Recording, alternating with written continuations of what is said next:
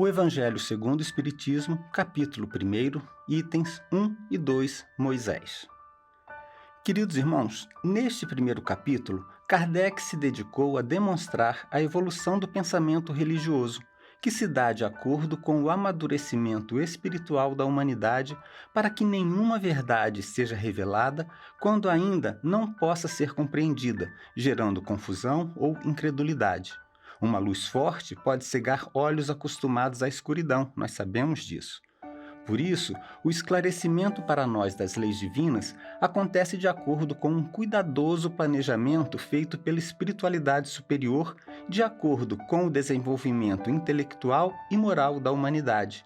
Processo esse dirigido por Jesus, que acompanha a nossa evolução e a do próprio planeta desde a sua formação, a qual ele mesmo presidiu. Essa evolução moral e espiritual, por vezes, recebe um impulso extra, que acontece pela revelação de novas verdades espirituais trazidas por grandes missionários. A primeira delas foi trazida por Moisés, a segunda por Jesus e, por último, até agora bem entendido, a revelação trazida pelos Espíritos, cujos ensinamentos codificados por Allan Kardec vieram a constituir o corpo da doutrina espírita. No item 2, analisando a primeira revelação, Kardec nos mostra que a lei apresentada por Moisés pode ser dividida em duas partes. A primeira, a revelação divina em si, os 10 mandamentos, que é um código moral de origem divina e que por isso mesmo tem seus fundamentos aplicáveis a qualquer sociedade, em qualquer tempo. A segunda parte da lei de Moisés são leis humanas que ele teve necessidade de implantar com a finalidade de disciplinar os judeus em seu exílio após a fuga do Egito.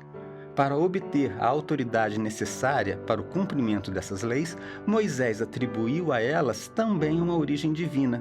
Mas basta analisarmos o conteúdo dessas leis para percebermos que elas eram destinadas a coibir comportamentos específicos daquele povo àquela época, o que contradiz as principais características de uma lei divina, que são a universalidade de sua aplicação e a atemporalidade.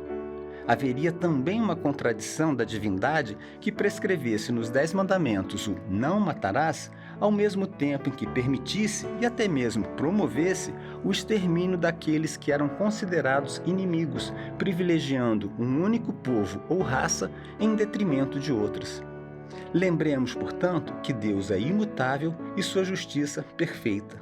Nós é que temos um entendimento limitado dele e de suas leis, mas conforme evoluirmos, vamos cada vez mais entendendo melhor a sua grandeza e nos aproximando de uma compreensão melhor de sua essência, o que devemos fazer por nós mesmos sem necessidade de esperarmos por novas revelações. A lei divina encontra-se gravada em nossas consciências e, portanto, podemos evoluir mais rapidamente se aprendermos a ouvi-la em oração, seguindo intuitivamente aquilo que nosso coração nos indicar. Como sintetizou o apóstolo João, Deus é amor, e o amor é sempre o nosso melhor guia, o nosso mais confiável conselheiro. Estejamos então sempre abertos para que esse amor se manifeste em nós e sejamos nós seus instrumentos junto aos nossos semelhantes, praticando sempre a caridade desinteressada. E fiquemos em paz. E em seguida, vamos ler uma mensagem que está no livro Agenda Cristã, pelo Espírito André Luiz, psicografado por Chico Xavier. Lembranças úteis. Não viva pedindo orientação espiritual indefinidamente. Se você já possui 2 semanas de conhecimento cristão, sabe à saciedade o que fazer. Não gaste suas energias tentando consertar os outros de qualquer modo. Quando consertamos a nós mesmos, reconhecemos que o mundo está administrado pela sabedoria divina e que a obrigação de cooperar invariavelmente para o bem é nosso dever primordial. Não acuse os espíritos desencarnados e sofredores pelos seus fracassos na luta. Repare o ritmo da própria vida, examine suas ações e reações, seus modos e atitudes e reconhecerá que você tem a situação que procura e colhe exatamente o que semeia.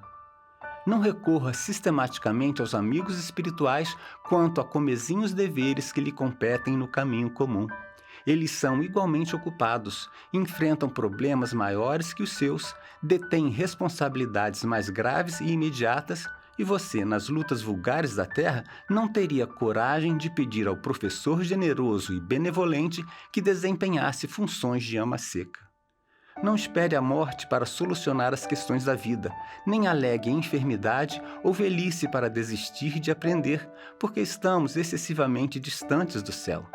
A sepultura não é uma cigana cheia de promessas miraculosas, e sim uma porta mais larga de acesso à nossa própria consciência. E agora elevemos o nosso pensamento em prece. Senhor meu Deus, vossa assistência aos homens é constante desde os primórdios de nossa evolução. Não só colocastes dentro de cada um de nós a voz da consciência, sempre a nos intuir na direção do bem, quanto enviastes emissários da mais alta hierarquia espiritual para que, encarnando como homens, nos guiassem pelo bom caminho, mostrando ser possível, de acordo com o progresso espiritual de cada um de nós, seguir seus exemplos. Muitos foram e são os vossos emissários, mas o ensinamento, em síntese, é sempre o mesmo: o amor. O amor a vós, o amor a nós mesmos, o amor ao próximo, refletindo o vosso amor que sustenta toda a criação. Não podemos, portanto, alegar desconhecimento de vossas leis, presentes em nosso íntimo e rememoradas constantemente por vossos enviados. Sabemos que nos falta tão somente o emprego de nossa vontade firme para rompermos as algemas que nos prendem à matéria e impedem o voo do espírito rumo à perfeição. Por isso, hoje vimos pedir vosso auxílio, dando-nos força para a superação de nossas tendências inferiores e persistência nas boas resoluções que tomarmos. Que vossa presença se faça em nós, agora e sempre.